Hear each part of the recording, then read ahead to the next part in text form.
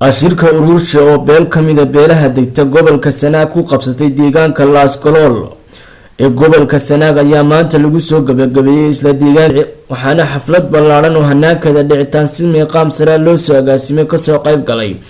ergooyin tiro badan oo isugu jira boqorro salaadiin cuqaal oo ka kala socda beelaha deegaanka gobolada Somaliland oo shirka xiritaankiisa lagu soo marti qaaday waliba salaadiinta iyo cuqaashii waxgaradka qurba joogta shirka qabsatay iyo maarayaha guud ee madbacadda qaranka oo isagu madasha shirka lagu soo gabagabeeyay goob joog ah waxaana uu horeynta halkaasi ka hadlay afhayeenka guud ee shirka Faysal Aadan Yuusuf oo halkaasi ka akhriyay qodobada shirka ka soo baxay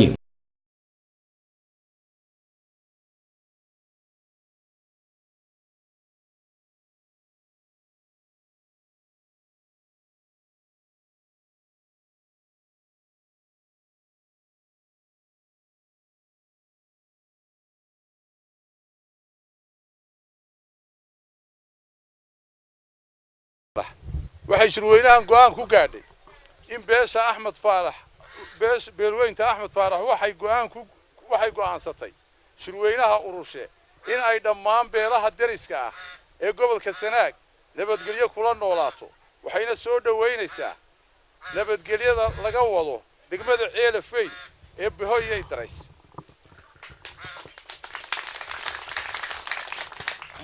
Lambar 2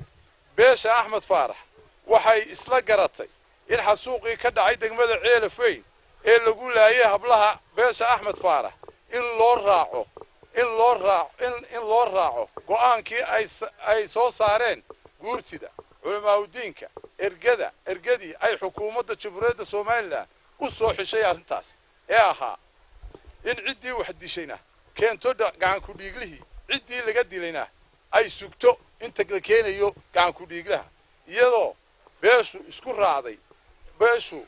isku qancisay in aanay jebin dhaartii iyo nabadii la dhigay balse ay jebiyeen ciddii hablaha iyo dadka laysa beelweynta Axmed Faarax waxay ku midoobeen magtii guud in ay wada bixiyaan iyo in ay ku dhaqmaan xeerkii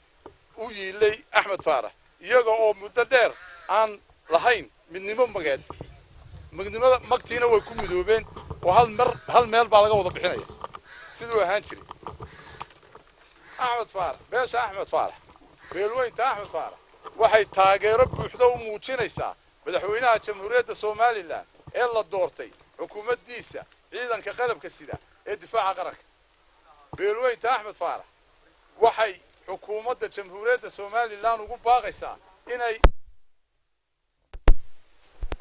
horumarkii iyo saamigii ay ku xaq ugu lahaayeen Jamhuuriyadda Soomaaliland oo ay ka maran yihiin shanta qodob ayay ugu baaqayaan ayna ka soo saareen walaalihii beesha Axmed Faarax kuna ogaan doontaan cuqaashiina isku raacsan tahay beesha Axmed Faarax oo dhanina isku raacsan tahay inay midoobaan gacmaha isqabsadaan Axmed Faarax horena ku soo noqdaan dhankooda waxaa halkaas ka daba qaatay cuqaal salaadiin xildhibaano tiro badan maantood bogaadiyay qodobada ka soo baxay shirkaasi waxaanu laba qodob ee marxaati ka ahaadaan baan dadka ugu yeelay marka koobaad weeye waxa marxaati ka ahaataan Axmed Faarax waa midoobay midnimo inaanu midownay oo magta wada bixinayno oo tii kalena aanu nini qofka ilaahay siiyahay iska qaad way daba hoto xeerku intaas ku leeyahay qodobka labaad waxaanu halkan dadka ugu yeernay inaanu nabadgeliyo dadka kula noolaano oo ku soo dhaweyno oo taageero u muujino nabadii uu boqor Cismaan oo Maxamed buurmada ku dhawaaqay Ceelafeyn ee Bahoyay Darays inta waxay raacay anjadahay waa la akhriyay waanu qaadan waanu ku dhaaran waanu midownay waxaanu midownay xeerka inaanu si wada bixino beelaha islaam deriska ee tolka meel kasta ha joogeen inay nabadgeliyo aanu ku wada dhaqno taasoo ku midownay oo ku midoobay shirkan urur shawan sida ogtihiin waxa halkan ku shiray beesha Axmed Faarax Biciide oo muddo kala maqnayd beeshu waxay ku midowday dhaqan ahaan inay wada bixiso magweynta ka dhaxaysay hambaliyo beesha Axmed Faarax oo hambaliyo soo gaabanaya waa hambaliyo halkanina waa leeyahay waa laaskalool dooxada laaskalool waxa weeyaan dooxada Jubba weeye waa ka sareysa laaskalool waa dooxada Jubba marka taa waqtiga nimcada waxa ku yaala waa dooxada Jubba taasina shir kasta tan lagu qabanaya ilaa ceerigaano ilaa laamiga inta u dhaxayso waxaan leeyahay taas halka lagu qabto waa Jubba taa wayta waxa la wixii go'aamadiina aan u maqlaynay waan u rajaynaynay awalba anagu waan ka warhaynay ma jirin xanna kuma maqan Axmed Faarax ma nabadgelyo diidama wax kala diidama mucaarada haddii nabadgelyo diidaynana waa la qabnay miinu maqlo haddii mucaarad tahay deynana waynu la qabnay waxa weeyaan taasina ma jirin awalba taana waa taa waan ku hambalyeynayna go'aanadina waa ku qaadanay waana aad waanu ugu ducaynaynaa الله أكبر كيف بعد الصلاة الحمد لله إلهي بنا نبض كنا أضوح نوطها قرصنا نبضي وبقر عثمان أو محمد عرف وين ككدري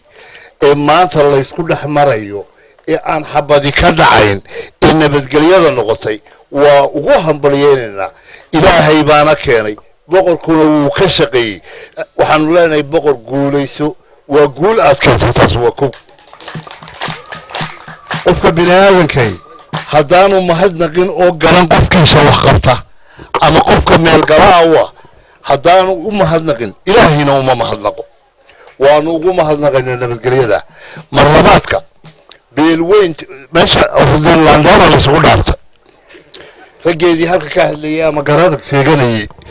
أما مروريوني وحي لاندورياشي بعيدة كورد ما أنت هدي لاندوري بعيدة أنت مروريوني ودينينا بتقليو وسوى الحمد لله ما أنت هدي لاندوري هي بعيدة هالك كل عطي ورتتلمو ولاكسن وأنا بتقليو ولا بكو باغي أن عجبك كيني وسوى حقي لهاي كقاطي وارتوحن لنا إلهي يدين بركيو نبتقلينا أصوى صعرك تاو قاطي بعيدة ولا وصعرك والحمد لله هو تسوي نومك هو مقبولة أيان كهدلية بيشن أحمد فارح قبطي أرورية إلهي وحن كرت شينية إلهي الرحمن كوحن كرت شينية مرتبات يبرس التحادبة إن إلهي يدين أروريو وسيدي أقول طلق الشيخ إيه سكة بدن بإلهي يدين أروريو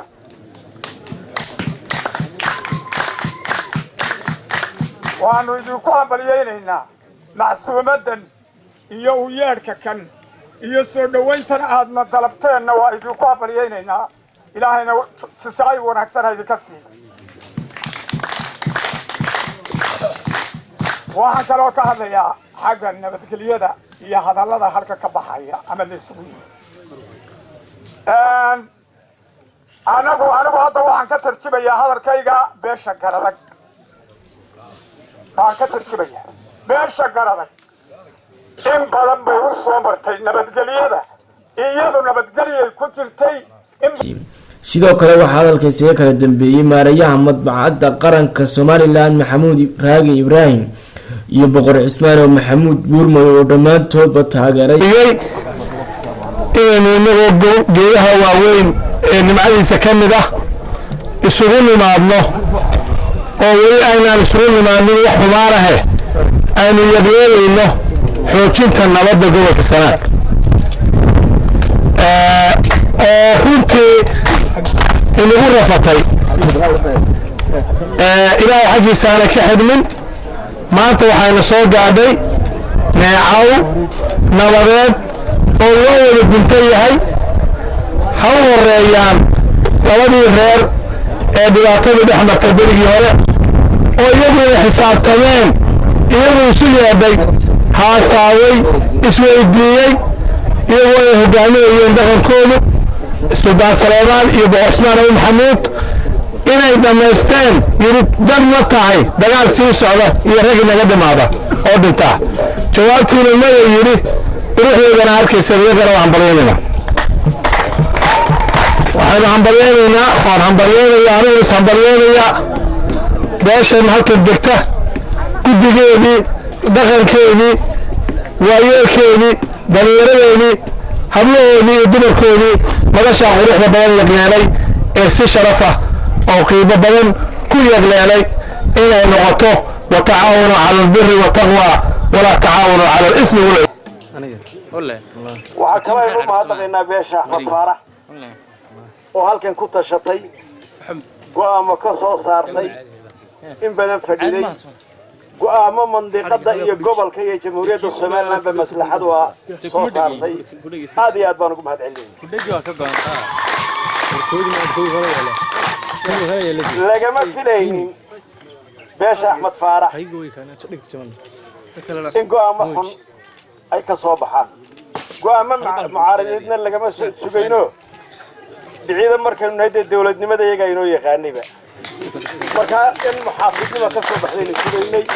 waana ka soo baxday go'aamo nabadeed waxaan filayaa isku danuun baanu ahayn qoladayda degmadu foosha geelu markuu foolanayo halna markii uu iska dhashay halna uu galgalatay nabadii uu bay foolanayeen oo galgalanayeen aad iyo aad ugu mahadsanyihiin annagu nabadda markii waanu iska umulay laakiin iyagu u yara galgasheen waan ku hambalyeeynaa go'aanka ay nala qaateen ee nabadgelyada gobolka la qaateen waana dadkii dadka u talin jiray waana ku mahadsan yihiin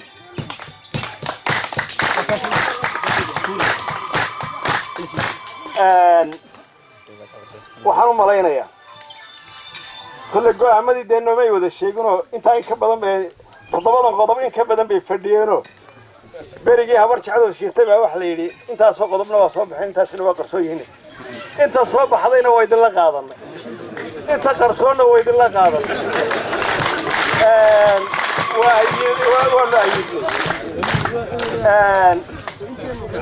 waxaan u malaynayaa waxaa nagu cusub talooyinka inta kale waa idinka sugaynee talada Axmed Faarax nin baa dee u talin jiray talada saaran jireen oo go'aamin jiray guddi baa soo saarteen baa la yidhi wuxuu yidhi cabdi gucuus lamaxda waa iska hubsanayna horta taa waa idinla hubinaa guddi usoo shaqayso Axmed Faarax iyada guddi runtii gabagabadii waxaa xiritaanka shirka hadalka qaatay suudaanka guud ee beesha shirka qabsatay suudaan Siciid Yuusuf Ducaale oo soo afmeeray xafladda waxgaradka ciidamada qalabka sida hawaan weynaha beesha Axmed Faarax ergooyinka oo maanta ay goobjoog ka yihiin beesha biciido oo dhan oo ay goobjoog ka yihiin beesha Uduruxmeel Muuse oo ay goobjoog ka yihiin beesha Reerdood oo ay goobjoog ka yihiin beesha Ibraahim Sheekh Isaaq dhammaantood dadkana soo sharfay midiyaha shirgudoonkii noo hogaaminayay shirka dhammaantiin waxaan idinku salaamayaa assalaamu calaykum waraxmatullaahi wabarakaatu ilaahay baa mahad u sugnaaday ilaahayga inuu ku kulmiyey goobtan barwaaqada ah iyo caafimaadka iyo roobka iyo nabadgelyada iyo naxariista ilaahaasaa ay u sugnaatay mahad u sugnaatay waxaan leeyahay waxaanu u mahadnaqaynaa mar labaad iyo mar saddexaad ergadana soo sharaftay ee na karaamaysay ee na ajiibtay ee noo timi ee joogta ayaanu aad iyo aad iyo aad iyo aad ugu mahadnaqaynaa waxaanu salaan qaaliya u diraynaa cid kastoo Somaliland oo naga mudan hadday dawlad tahay hadday golayaal tahay hadday xisbi qarameed tahay hadday qurba joog tahay hadday culimaa diin tahay hadday madax dhaqameed tahay cid kasta